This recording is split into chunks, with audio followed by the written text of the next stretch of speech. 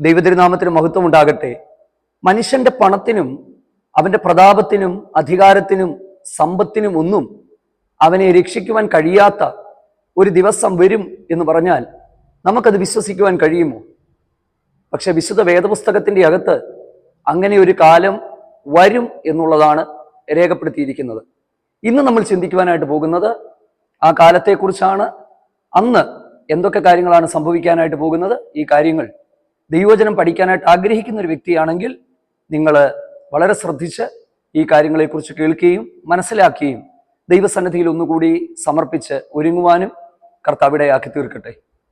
വെളിപ്പാട് പുസ്തകത്തിന്റെ തുടർമാനമായിട്ട് നടക്കുന്ന ഒരു ക്ലാസ്സാണിത്.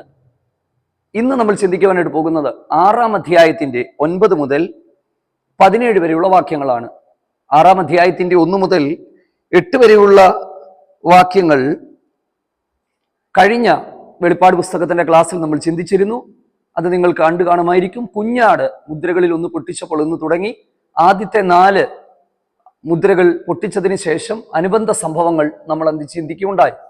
അന്നത്തെ ക്ലാസ്സിൽ ഞാൻ പറഞ്ഞിരുന്നു, വെളിപ്പാട് പുസ്തകത്തിന്റെ അകത്ത് 7 മുദ്രകൾ, 7 കാഹളം, 7 ക്രോധ കലശം.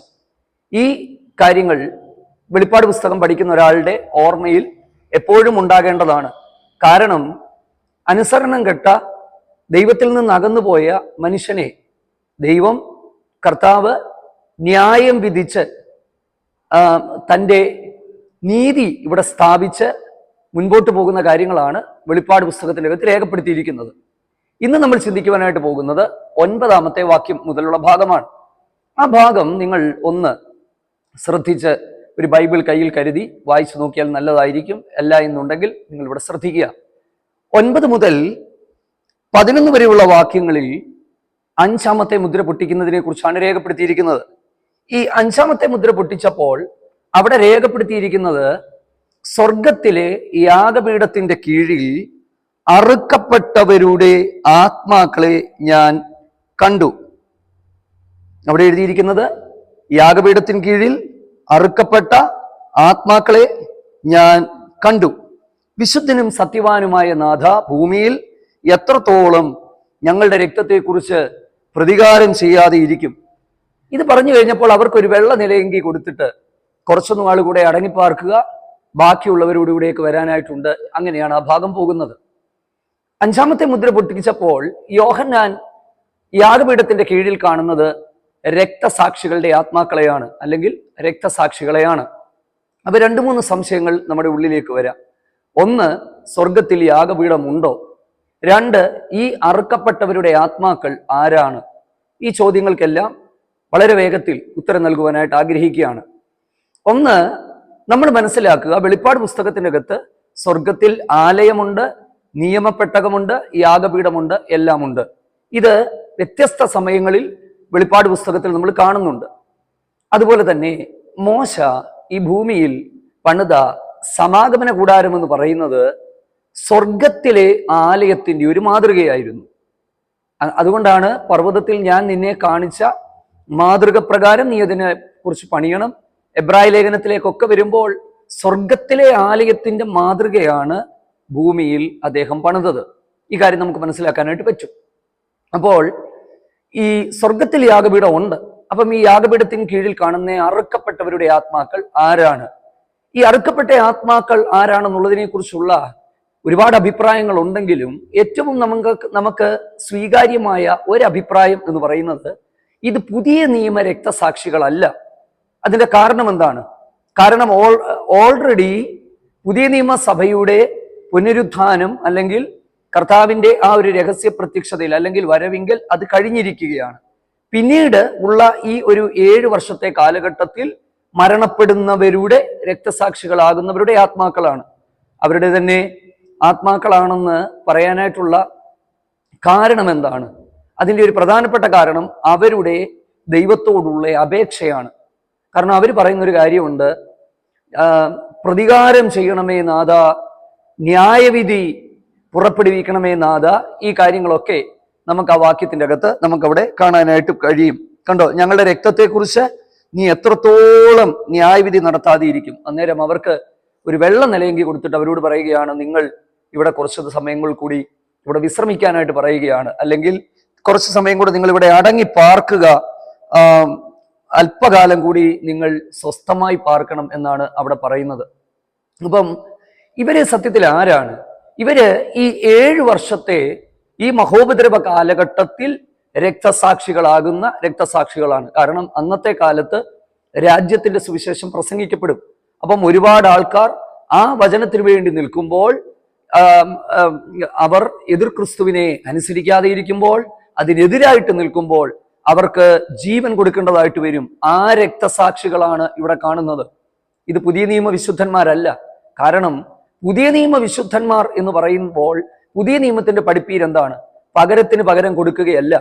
സ്തേഫാനോസിനെ പോലും കല്ലെറിഞ്ഞു കൊന്നപ്പോൾ അദ്ദേഹം പറഞ്ഞത് ഇവരോട് ക്ഷമിക്കണമേ. അപ്പൊ പുതിയ നിയമ വിശുദ്ധന്മാരുടെ പ്രാർത്ഥന എന്ന് പറയുന്നത് ക്ഷമയുടെയും സഹനത്തിന്റെയും പ്രാർത്ഥനകളാണ്.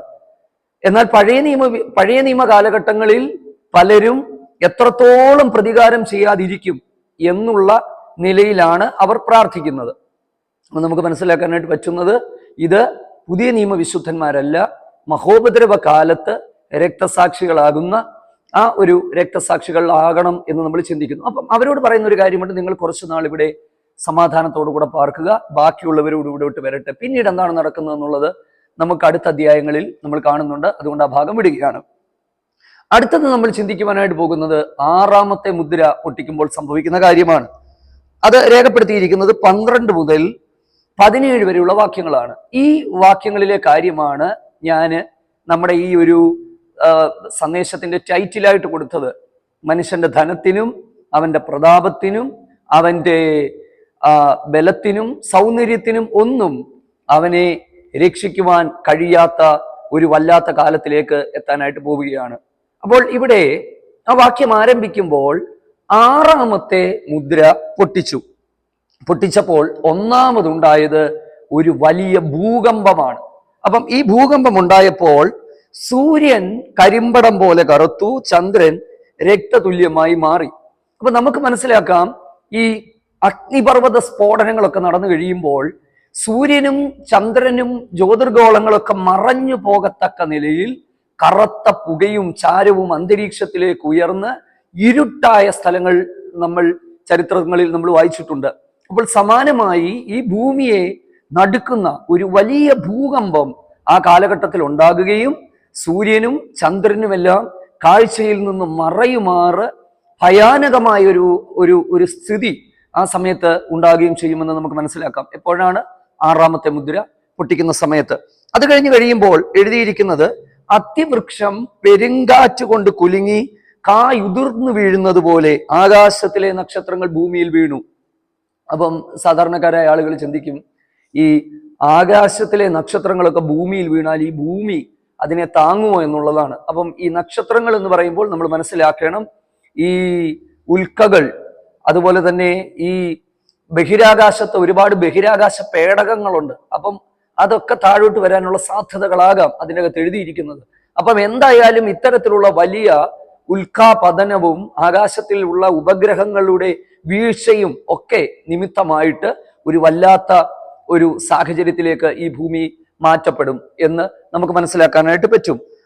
അതുപോലെ തന്നെ ആ സമയത്ത് സംഭവിക്കുന്ന ഒരു കാര്യമാണ്, ഇത്തരത്തിലുള്ള കാര്യങ്ങൾ കൊണ്ട് രാജാക്കന്മാർ, മഹത്തുക്കൾ, സഹസ്രാധിപന്മാർ, ധനവാന്മാർ, ചെറിയവർ തൊട്ട് വലിയവർ വരെ ദൈവത്തിന്റെ ആ കോപ ദിവസത്തെ അവർക്ക് താങ്ങാൻ കഴിയാതെ അവർ ഓടി, അതേ എഴുതിയിരിക്കുന്നത്, മലകളുടെയും പാറകളുടെയും ഒക്കെ വിളർപ്പിലേക്ക് കയറി ഞങ്ങളുടെ മേൽ അത് വീഴുക എന്ന് പറഞ്ഞുകൊണ്ട് അവർ പോകുന്ന ഒരു കാഴ്ച നമുക്ക് കാണാനായിട്ട് പറ്റും.